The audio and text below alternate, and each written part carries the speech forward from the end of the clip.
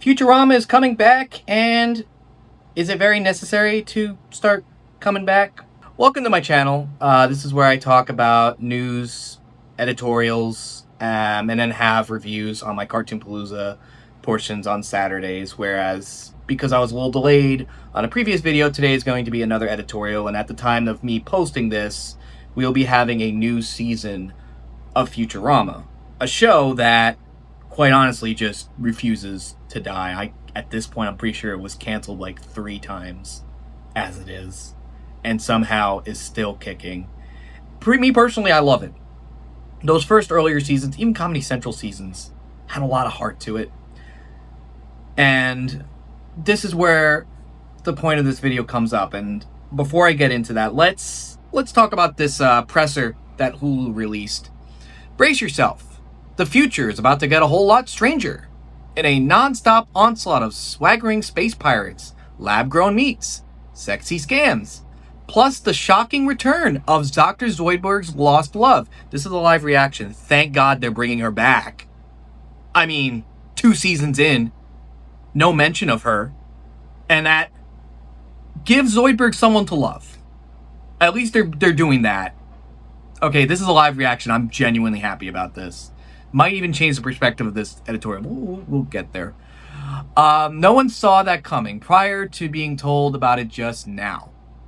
It's a thrilling all-new season of Futurama on Hulu and Hulu on Disney+. It's just say Hulu. I don't know what the difference is. With that said, I thought this was going to mention that there's going to be feature-length episodes within the season as well, too. Because that's what I was also reading as well. I guess that's going to be posted in another article. But that's what I was hearing about this season as well. Is not only is it getting another season, but we're going to be getting a full-length Christmas episode, which is to be expected. They always seem to do great episodes with Santa Claus. Xmas Claus, I guess, is his technical name. Or they just call him Robot Santa. I don't know. So, when Futurama first started, I was a kid. So I didn't really get a chance to enjoy it. Not until it started to be airing on Adult Swim. That's when I got to see the show at a later age, and I started to appreciate all the sci-fi references that I never really got as a kid.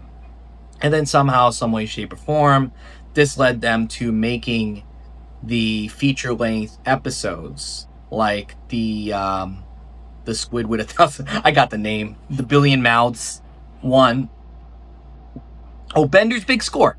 Like, that was the first one that came out. Now they consider them seasons, and they break up those episodes into, like, actual seasons. Or, you know, episodes within a season. One movie is one season. Which is what I'm kind of thinking is going to be happening with these feature-length episodes that they're somewhat premiering at this time.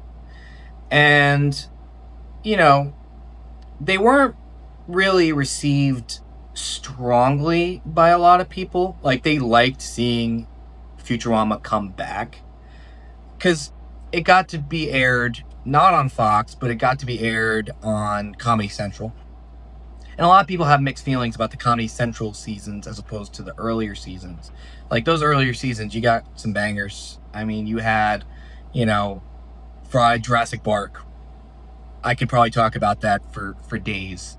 But you also got moments like, you know, the Philip J. Fry episode where he finds out about his brother.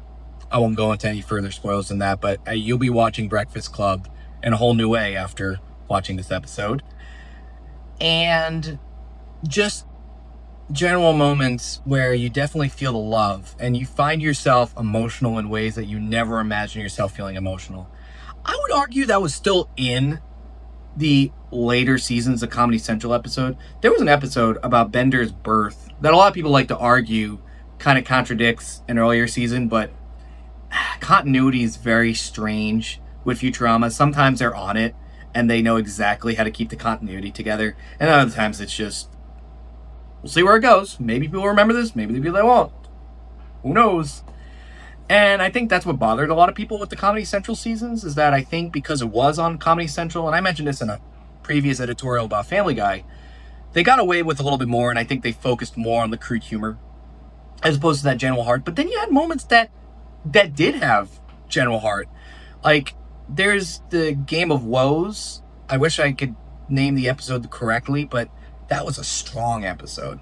That is like earlier seasons of Futurama right there. And like a time traveling episode that actually I think has become the stronger one, because in these new seasons they've been referencing the backwards time machine.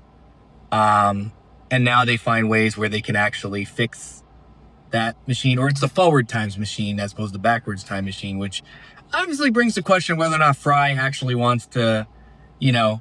But then there was an episode that explained if you wanted to go back in time and live his life again, that physically it would just not be possible. But hey, you never know. I mean, he did actually go back in time and relive his life, but, you know, just found that this was his purpose to live in the future. So now we have a new season on Hulu. The first two were okay. You didn't really get those deep episodes. In fact, one episode that wasn't really deep, but I thought had a very meaningful application when it came to clothing and what is fashionable or what is made cheaply versus and the damage it does to its environment, I felt like was one of my favorite episodes. And then another episode involving coffee, because how could you not love that? Missed opportunity when they didn't mention Quicksilver Fry, but still a good episode otherwise.